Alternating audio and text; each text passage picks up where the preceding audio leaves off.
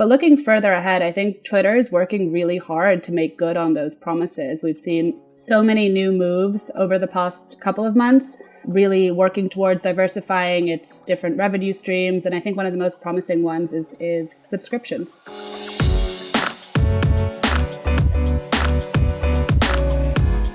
Hey gang, it's Monday, November 8th. Jasmine and listeners, welcome to the Behind the Numbers Daily, an eMarketer podcast made possible by Tenuity.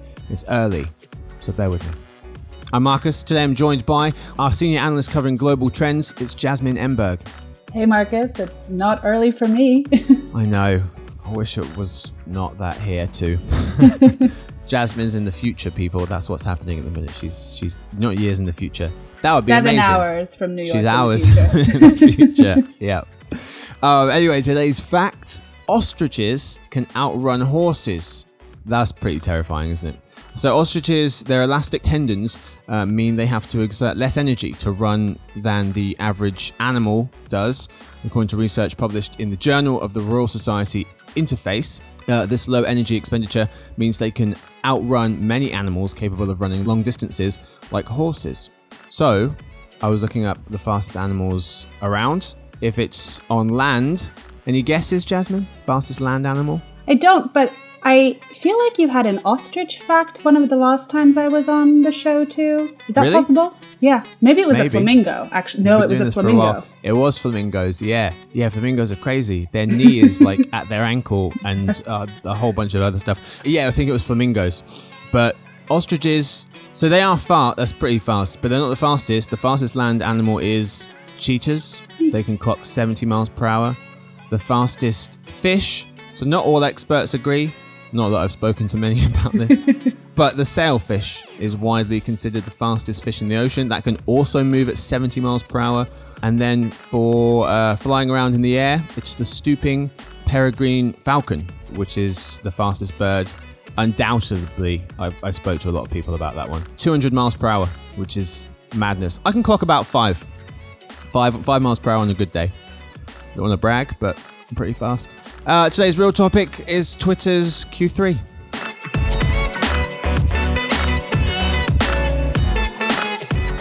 Jasmine, we're talking all about Twitter and their Q3. How do they get on in the months of, what would it be, July, August, and September? So we'll start with the user highlights. We'll talk some revenue and then other interesting things and Q4 towards the end of the lead. We'll start with user highlights. What were they? Twitter's monetizable daily active users, MDAUs, they count things differently, reached 211 million in Q3, up 5 million on Q2. It's better than the 1 million that they added last Q3. And all of those new users pretty much came from rest of world. US MDAUs have been flat since Q2 2020, pretty much. So Jasmine, the user growth figures. Jasmine, we're doing things a bit differently with the earnings this quarter. We are asking you a question and getting you to fill in the blank and then tell us why. So the first question, the user growth figures from this quarter were blank. A mixed bag. As you mentioned, worldwide growth was pretty strong, but the growth in the US MDAUs was flat, and that's a little worrisome, given that most of Twitter's ad revenue and ad revenue growth really comes from the US. Yep. The most interesting user figure out of all of them this quarter was blank. I'm going to go with the US MDA year-over-year growth. I think that's the most important figure to be looking at right now in terms of their user growth, and it just really wasn't where it should be for Twitter. Yeah, I hadn't even seen that one. 3%. Wow, that is really low. 3% in Q2 as well, year on year. And then before that, it was double digits for about 7 or 8 quarters before that. So yeah, that is a really interesting one to point out. Let's put a grade on it for Twitter's Q3 user highlights. I am going to give it a B. Okay. A B. Let's move to revenue. Twitter hauled in just over $1.1 billion in Q3, up 41% year on year, better than the 15% year on year growth last Q3. I just realized B's generous. All right. I know. Can I take that back? I tend to be, I think I told you this last time. I would be a terrible teacher because I feel really bad giving bad grades. I just started thinking about it too. And I think can I change it? You can, yeah. What do you want to? Okay, sorry, Twitter. It's gone down already. By the end of the episode, you probably failed. Let's move to the revenue highlights. Twitter hauled in over $1.1 billion in Q3. That's up 41% year on year, better than the 15% year on year growth last Q3. US ad revenue grew 5 times faster than last Q3's growth rate year on year. International ad revenue also grew faster, reaching 30% year on year over last Q3's 20%. Jasmine, the revenue growth figures this quarter were blank. They were healthy. I mean, growth was slower in Q3 than in Q2, but that was to be expected. But overall, it was good growth in revenue for Twitter. Yeah. Looking back now, you go back to this beginning of 2019, it's the second strongest year-on-year growth they've posted. Yeah, last quarter, 87% they had in Q2, but that was from coming up from a low base of Q2 2020. The 41% they posted this quarter, Q3. The next strongest growth would be 32% in Q1 of the same year. So yeah, pretty healthy indeed. The most interesting revenue figure this quarter was blank. I'm just going to go with the growth figure. I think, one reason it was able to grow quite well is because of its relative lack of performance advertisers. I think it insulated it somewhat from bigger negative impacts from Apple's tracking changes, as did spending around the Olympics. Yep. Absolutely.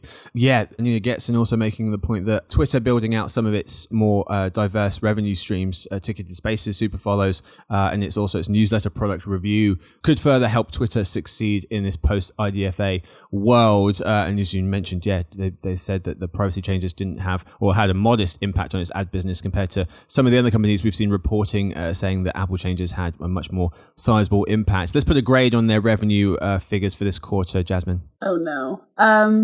We're here again.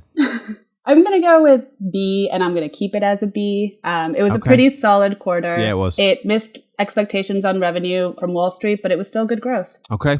So a B minus C plus overall for Twitter's earnings.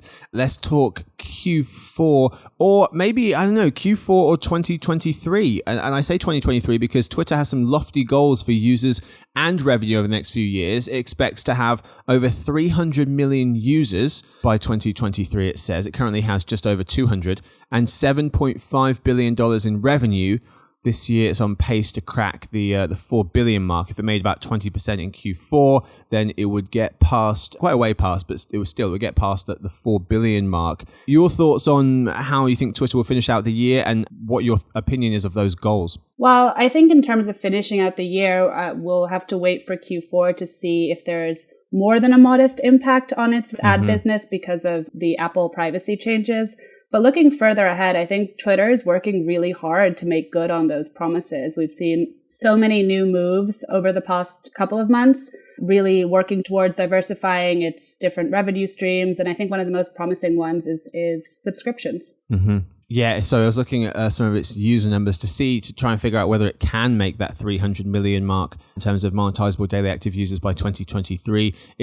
Twitter's added just 24 million new users in the past year total. So it would need to add more than double that for each of the next 2 years to even approach the 300 million mark by 2023. So that one seems a bit ambitious. However, the 7.5 billion, more doable. They could reach 4.4 billion if they close out the year pretty strong with a 20% growth rate. So 4.4 billion for total this year. And then if they have similar growth next year as they did this year, maybe 5.6 the year after that. 2023, they're starting to get into the 6 billion marks and approach the 7. But still, it's very, very aggressive goals. Jasmine, that's all we've got time for the lead. It's time now for the halftime report. Jasmine, a takeaway or two from you from the first half? So I think my big takeaway was that the impact of Apple's privacy changes are top of mind for Twitter and for all the other platforms right now. But it's also really clear when you compare Twitter to Facebook and Snapchat that they're all going to be affected quite differently based on their advertiser mix. And as we already talked about, Twitter is more reliant on brand advertising. So that's helped it shield it from those impacts so far. That's it for the lead story. Time now for In Other News. First, a quick word from our sponsor, Tenuity.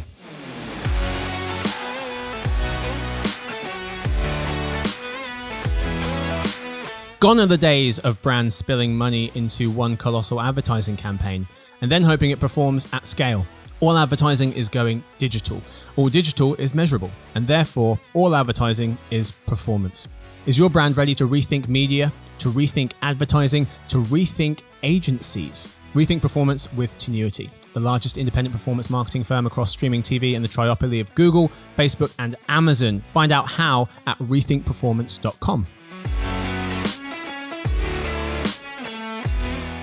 All right, folks, we are back today in other news. How much are young people tweeting? And Scroll gets rolled up into Twitter Blue. Story 1. Twitter recently pointed out that nearly half of US tweets during the past year came from 16 to 24-year-olds. Half of the tweets in America came from 16 to 24-year-olds. 70%, 70, of Gen Z respondents to a Twitter Commission survey said they use the social network to learn about new products.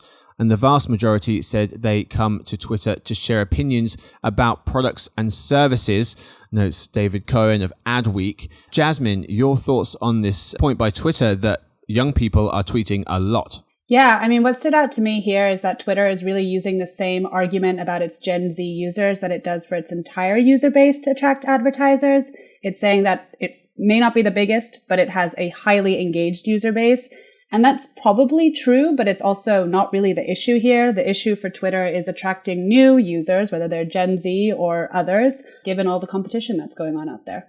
So this stat about, half the tweets coming from a very small group of people, these 16 to 24-year-olds, it reminded me of this stat from Pew Research, which to me is probably, if I could think of the top 5, top 10 most interesting numbers I've ever learned from, the last 5-6 years being at the company, it's this one. Most users rarely tweet. The most prolific, the people who tweet the most prolific 10% of tweeters create 80% of the tweets.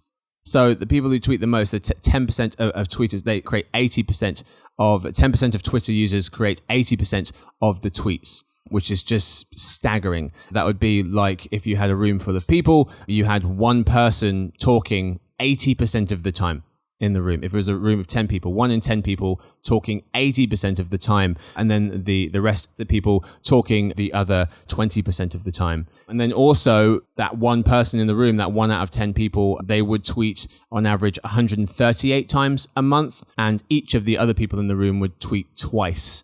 So it is heavily skewed towards just one small group of very active Twitter users in terms of the amount of content that's being put out there in terms of tweets. And then just to mention, we estimate that there are 55 million Twitter users in the US today. 19% of them are 18 to 24-year-olds. The Twitter numbers were 16 to 24. We have 18 to 24-year-olds. And so 19% of Twitter's overall users in that category. Story 2. Scroll, the $5 a month service that offers ad-free browsing to hundreds of sites like The Atlantic, Vox Media, etc., was bought by Twitter back in May and will now be rolled into Twitter Blue, its premium subscription, as ad-free articles. Twitter Blue currently offers perks like an undo send feature, folders for saving tweets, a way to convert long threads into a single block of text, different color themes, and custom app icons, notes Chaim Gartenberg of The Verge. Twitter Blue is currently available in Australia and Canada with a rumored $3 a month price tag for the US. Jasmine, your reaction to this news? Yeah, it was only a matter of time that this was going to happen. Twitter is working to build out its subscription revenues. I think there's still a lot of unanswered questions. What's going to happen to existing users in countries where Twitter Blue isn't available? What the service is going to look like once it's folded into Twitter Blue, if the price is going to go up. But with what we know now, I think it makes sense from an engagement and revenue standpoint for Twitter. That's all we've got time for. Thank you, Jasmine, for hanging out today. Thanks for having me. Thank you to Victoria. She edits the show, and to everyone listening in. We'll see you tomorrow for the Behind the Numbers Daily, an eMarketer podcast made possible by Tenuity.